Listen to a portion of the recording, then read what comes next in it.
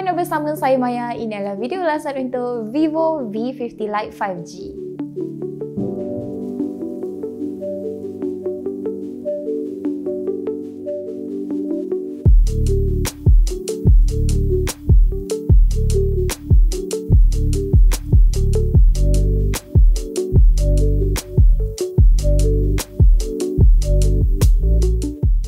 Okey, salah satu kelebihan pada telefon ni adalah bateri yang besar. Dia mempunyai bateri berkapasiti 6500 mAh, which is sejenis karbon silikon.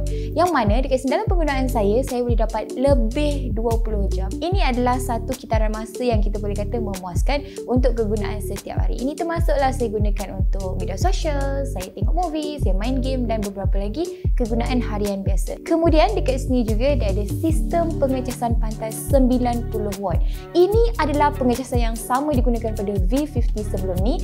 Jadi dekat sini dia boleh memendekkan masa pengecasan tu, yang mana dalam masa 20 minit saya boleh dapat 50%. Jadi dekat sini dia boleh menjimatkan masa pengecasan semula telefon ni. Kalau anda nampak design dia memang berubah berbanding V40 Lite 5G sebelum ni. Dia nampak tak seragam tapi masih ada gaya Vivo kat sini. Kalau dulu V40 Lite 5G bongga kamera belakang ni dia sama saiz, kali ni dia tak seragam, yang mana bawah tu dia kecil sikit. Dan kalau anda perasan, ciri aura lainnya juga lebih kecil berbanding sebelum ini. Walau macam mana pun, ia masih sebuah peranti yang nipis. Nipis tu memang nipis, tapi sebenarnya bonggol kamera tu dia tebal. Desain belakang masih menggunakan kemasan pusam. Ini adalah kebiasaan yang Vivo gunakan pada peranti-peranti mereka. Jadi dia nampak cantik, tapi penjagaan tu perlu, especially kalau anda jenis kuat berpeluh.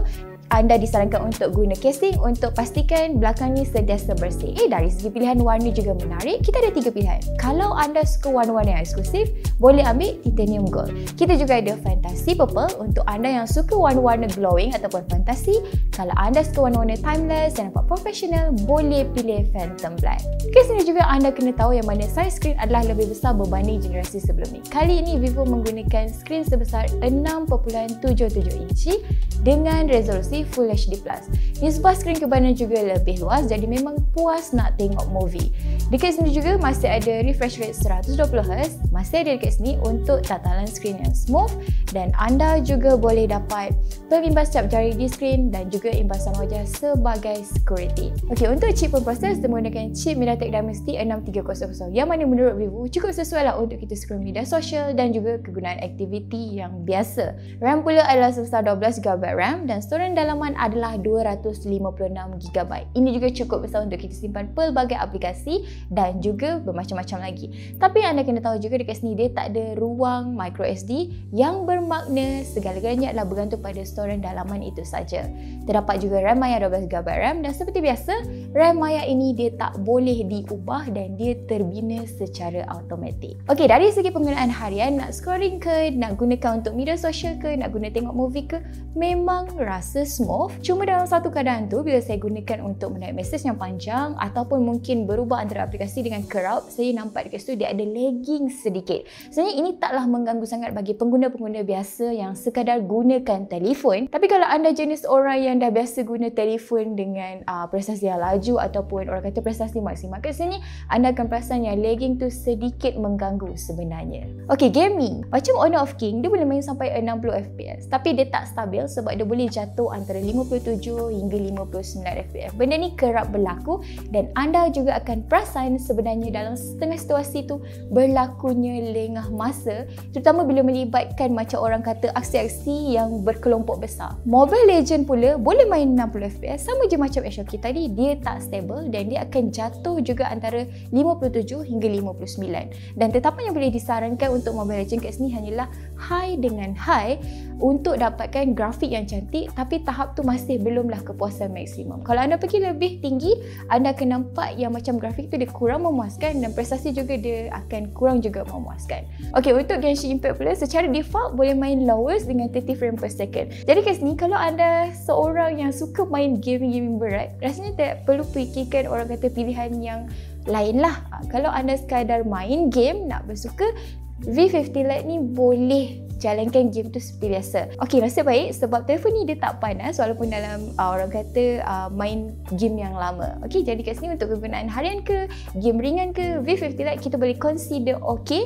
Tapi kalau anda jenis yang orang kata ekstrim, main game yang begitu orang kata ekstrim, boleh rasanya fikirkan pilihan yang lebih sesuai. V50 Lite ni untuk kegunaan harian, kamera dia kita boleh kata okey lah kat sini. Gambar tu dia nampak jelas, cuma warna tu kalau anda perasan dia ke arah dull sikit, nampak tak bermaya, orang kata nampak macam kusam lah dekat sini. Macam mana nak selesaikan benda ni? Senang je.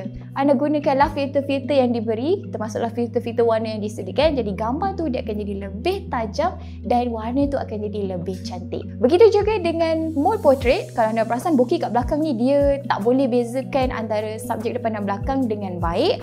Ini adalah apa yang berlaku juga pada V50 sebelum ni. Dan kalau anda perasan, ambil gambar dalam pencahayaan yang terlalu terang, contohnya dalam gambar sekarang, anda akan nampak gambar tu dia tak seimbang. Latar belakang dia akan overexpose, jadi subjek dekat depan tu dia jadi kurang menarik dekat sini. Okey, untuk pencahayaan malam pula boleh tahan kalau teks tu dia nampak terang, tapi cuma perincian tu dia kurang sikit lah, orang kata nampak macam kabur sikit. Okey, walaupun ada orang kata kekurangan, sebenarnya ada kelebihan dekat sini. Misalnya UI kamera senang nak guna, kiranya anda boleh gunakan mode kamera tu dengan mudah, tak payah belajar lama-lama. Mode yang diberikan juga pelbagai dan filter-filter dia juga sebenarnya menarik kat sini untuk jadikan gambar tu lagi cantik. Jadi saya boleh kata kalau anda nak sebuah peranti dengan kamera yang memadai untuk kegunaan harian, ini boleh ambil. Tapi kalau anda nak kaya lagi ekstra, anda boleh pilih V50 dengan kamera yang lagi premium. Okey, sebagai keseluruhan kita boleh kata V50 ni khususnya untuk orang yang cari peranti sederhana dengan bateri tahan lama. Okey, bateri dia besar 6500 mAh. Sistem pengisian depan dah 90W, boleh tahan lebih daripada sehari ikut penggunaan anda juga. Kamera dia taklah terbaik tapi boleh tahan. Skrin dia besar dan boleh digunakan dalam pelbagai keadaan dan harga dia juga lebih murah berbanding adik-beradiknya yang lebih premium. Jadi kalau anda mahukan sebuah peranti yang senang nak guna dengan bateri tahan lama, boleh dapatkan V50 Lite 5G. Dan kalau anda nak lagi extra, boleh dapatkan adik-beradiknya V50 dan juga beberapa lagi pilihan lain dalam segmen yang sama. Baiklah, sekian daripada saya Maya. Kita berjumpa dalam video yang seterusnya. Bye!